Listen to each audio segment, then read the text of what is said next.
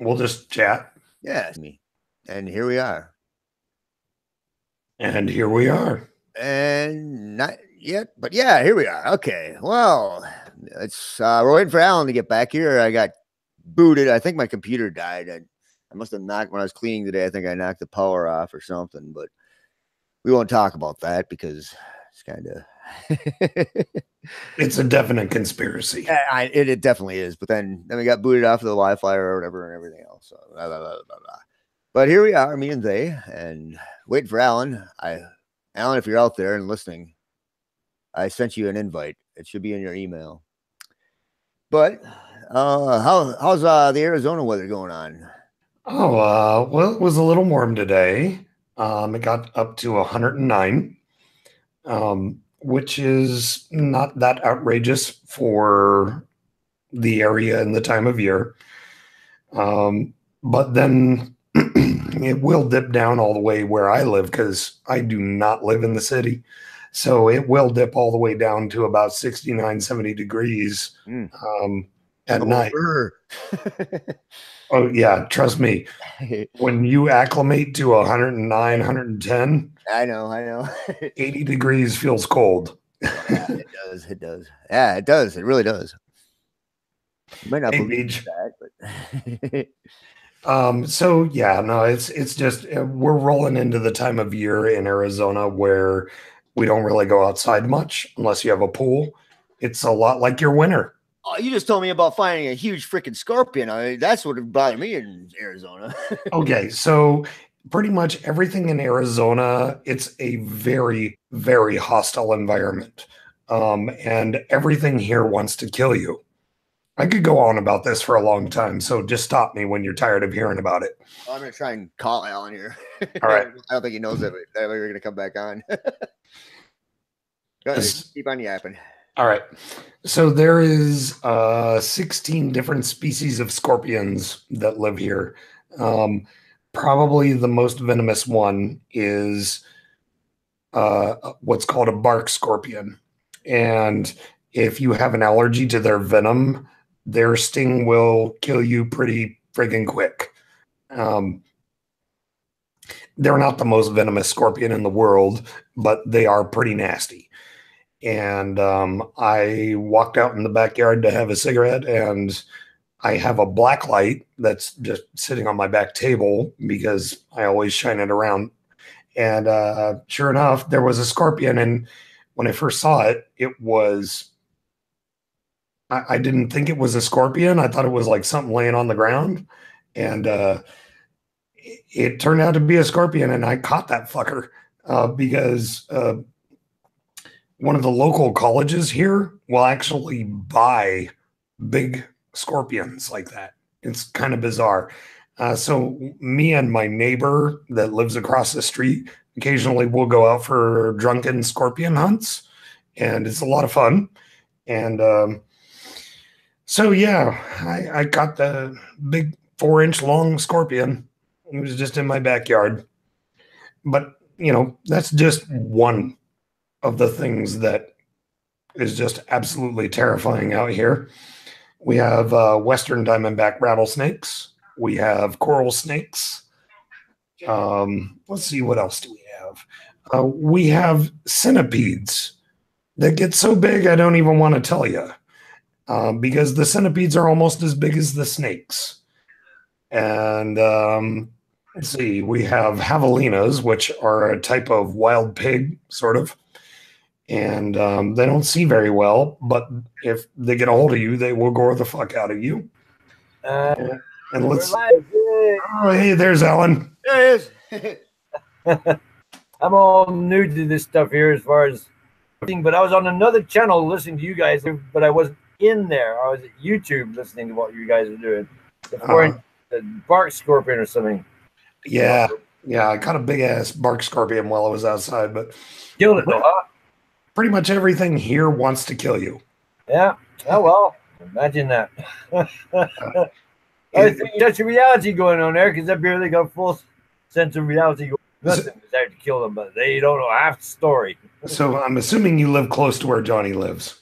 Kind of. Just across the other side of the river. So despite despite your accent, you're familiar with Fahrenheit. Yes, I am. Okay. A normal July temperature where I live will hit 120 degrees in the day. When I was in the military, I was out in the Yakima Desert, and we had temperatures like that during the day, and it was a scorcher. Mm-hmm.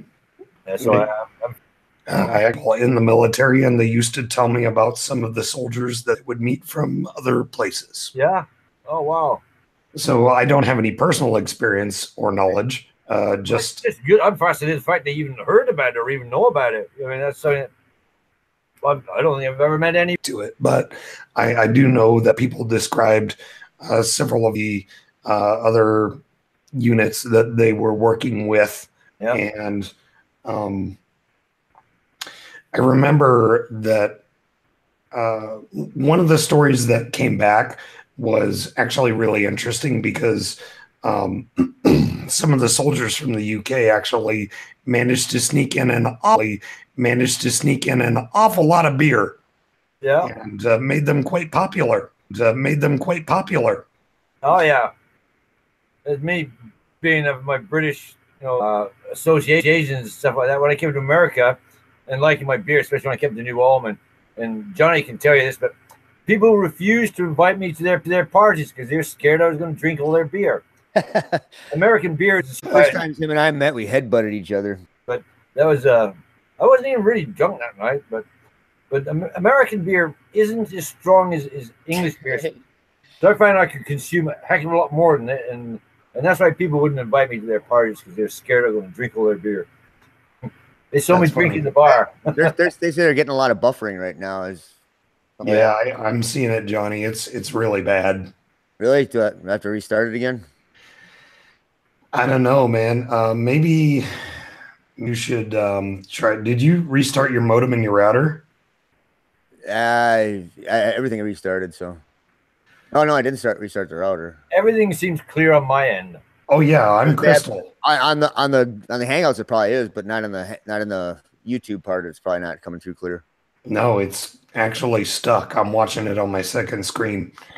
So we're probably getting kicked out of here anyway right now. Anyway, Alan's got a really weird look on his face, and the screen is totally stuck.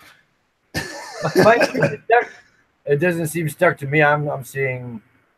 Can I tell him in the chat that I'll try again here? If you ever get a weird look at my face, slap me or tell me, are you thinking about something else? Nah, it's not really that weird. I'm just making fun of you. Okay. I don't mind if people make fun of me, because humor is good. Well, yeah, and you're a blue collar worker, and I identify with that. I'm actually not a blue collar worker. Okay now. I might have some attitudes of blue collar work. I've actually worked professionally all my life. I might look like a yabo right now, but I'm trying to grow up and be a rock star. Oh yeah, I look like the part. No. So then, if you're not a blue collar worker, what do you do? I'm an ex-air traffic controller. Really? Yes. Wow. I am quite impressed. Thank you. It was a challenge, but I did it for 3 years, and I got out of it after 3 years, and it's just like, I'm not going to be doing that again. Got to be on your toes for that.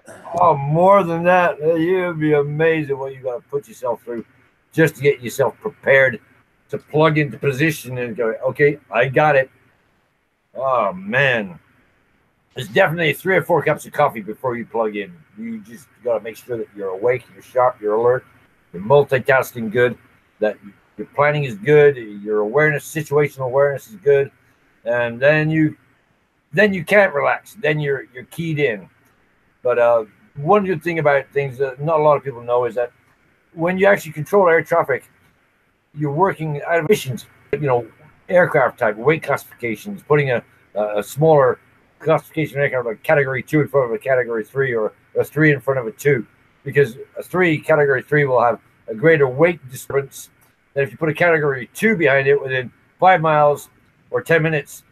The prop turbulence and the wash from the much heavier aircraft, the air is going to be so disturbed that you're going to fly it basically into dangerous air, and they're going to have a problem. You can even flip them upside down, and I've almost been flipped upside down before flying in a circuit pattern.